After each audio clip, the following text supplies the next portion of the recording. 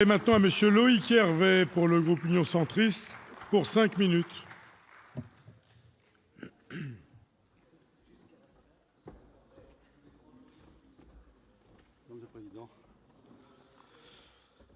Monsieur le Président, Madame la Ministre, Monsieur le Président de la Commission des lois, Madame et Monsieur les rapporteurs, mes chers collègues, contrairement aux apparences, le texte que le Sénat est amené à examiner aujourd'hui n'est pas qu'un texte technique qui n'intéresserait par définition que ceux d'entre nous qui attachent de l'importance aux questions numériques. Non, si complexe soit-il, c'est un texte éminemment politique et je tiens à remercier à cet instant Madame le rapporteur pour les auditions tous azimuts qu'elle a conduites et surtout pour son travail de pédagogie quand droit de l'Union européenne et droit français s'entremêlent.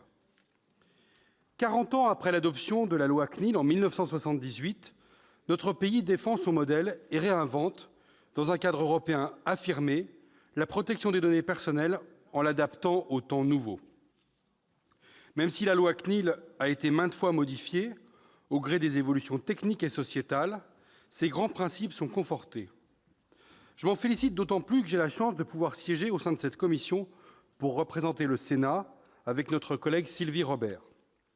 Je le rappelle, les données personnelles sont, mes chers collègues, le prolongement de notre vie, de notre corps, de nos habitudes, de nos mœurs. En somme, les données personnelles sont le reflet de ce que nous sommes, y compris dans l'intime.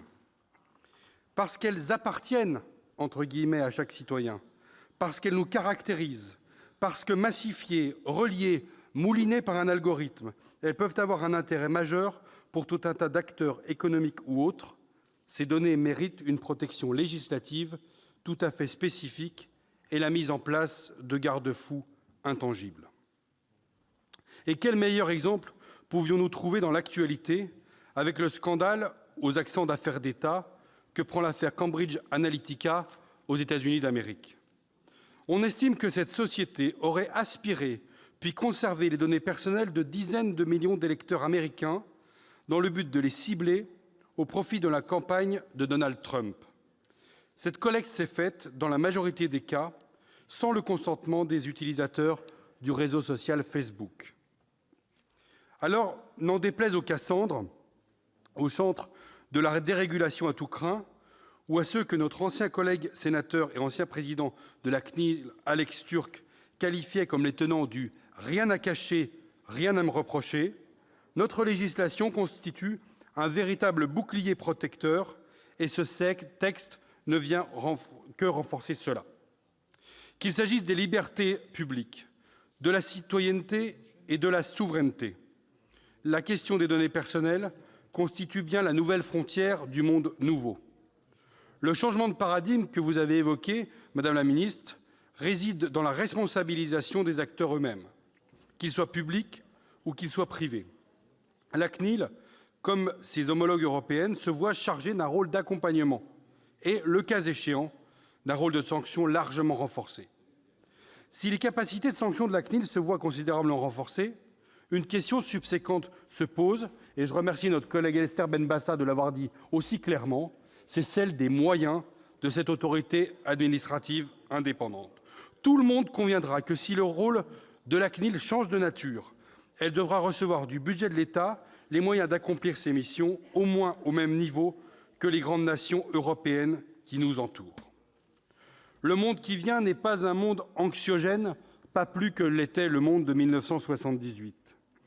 Et c'est dans cet esprit positif que le groupe Union centriste aborde ce texte en soutenant les améliorations sur le fond du texte apportées par la commission des lois sur les propositions de Madame le rapporteur et de certains de nos collègues. À ce titre, je souhaiterais insister